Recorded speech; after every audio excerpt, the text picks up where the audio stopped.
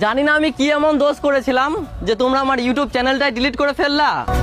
একটা ছেলে সব জায়গা থেকে হেরে যাওয়ার পর সোশ্যাল মিডিয়াতে একটু জায়গা করার চেষ্টা করছিল, আর তোমরা তাকে বেড়ে ওঠার আগেই কেটে ফেললা।